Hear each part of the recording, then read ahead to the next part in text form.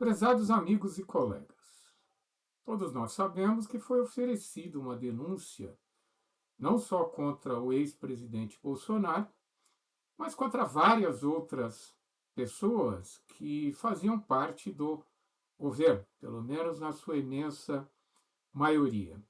Mas o que é uma denúncia? Denúncia é a peça inicial acusatória de uma ação penal. Por meio dela, o Ministério Público apresenta uma acusação, uma imputação, dizendo que determinada pessoa, no dia tal, de tal forma, praticou um delito e define qual é esse delito ou delitos e faz uma imputação dizendo que ele pode ser condenado, que pretenda ser condenado, nos termos de um artigo tal, um artigo que define a prática de um crime. A denúncia ela tem uma série de requisitos que devem ser observados. É o Código de Processo Penal que traz quais são esses requisitos. Primeiro, tem que trazer a qualificação das pessoas, nome, endereço, documento de tais pessoas, o dia que os fatos ocorreram, ou aproximadamente quando ocorrer, e a descrição fática com todas as suas circunstâncias, algo que descrito caracterize um crime. Vejam que a denúncia é uma imputação. Essa imputação ela deve trazer fatos certos e determinados, não supostos fatos, não a possibilidade. Não se pode dizer na denúncia, olha, pode ter ocorrido, se ocorreu.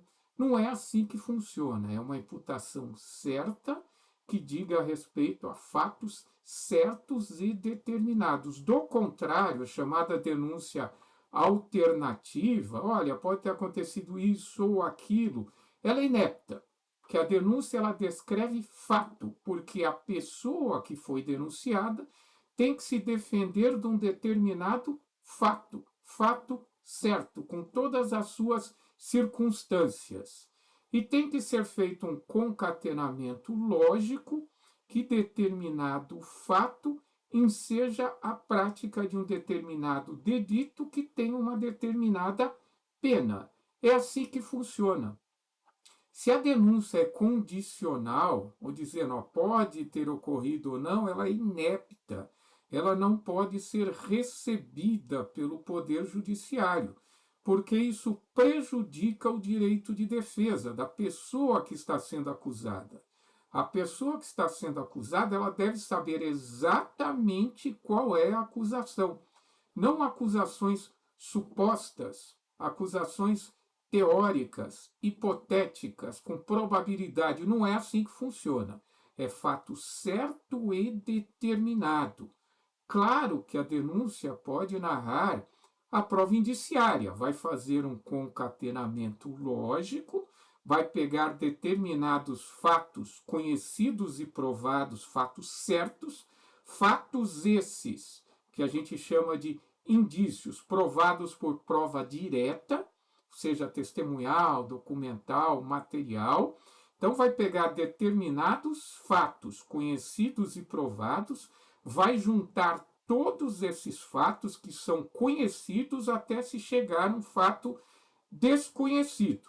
Mas esses fatos, que são os indícios, eles devem ser certos, determinados e comprovados por meio de prova direta, por meio de testemunha, por meio de documentos de perícias. Junta-se todos esses fatos como se fossem cartas de um baralho, monta-se um castelo de cartas. Então, esses indícios devem trazer fatos certos, determinados, eles devem ser fortes, ou seja, não pode ser demolidos por um contra-indício, devem ser convergentes entre si e de tal maneira que não traga dubiedade. Deve apontar sempre para determinado fato a ser demonstrado. Se for dúbio, ele não é convergente, ele não é certo. Aí esse indício não serve como prova, porque eles devem sempre convergir para um determinado fato. Se esse indício pode levar a um fato ou outro, ele não é certo, ele não é convergente, ele não pode levar a uma condenação. E eu vou mais longe, a depender da hipótese, nem ao recebimento da denúncia. E podem também ser produzidos pela defesa contra indícios. Também contra indícios provados por meio de prova direta, que sejam determinantes, né, que sejam determinados, que sejam certos, convergentes e fortes. Esses contraindícios podem refutar aquele indício e, no mínimo, trazer a dúvida.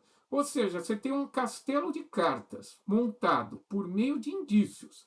Se você retirar uma daquela carta, o castelo pode cair. Se você retirar duas daquelas cartas, o castelo certamente cairá.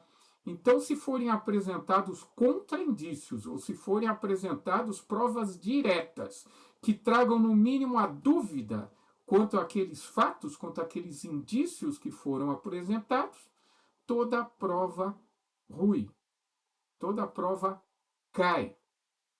Aí já não teremos mais um castelo de fatos. Os indícios já eram. E a solução vai ser ou não recebimento da denúncia, se houve a propositura, ou a absolvição. Então vejam que não é simplesmente denunciar. Os fatos que estão lá demonstrados, que devem ser certos e determinados, devem, sem dúvida nenhuma, levar a determinadas pessoas e à prática de um crime.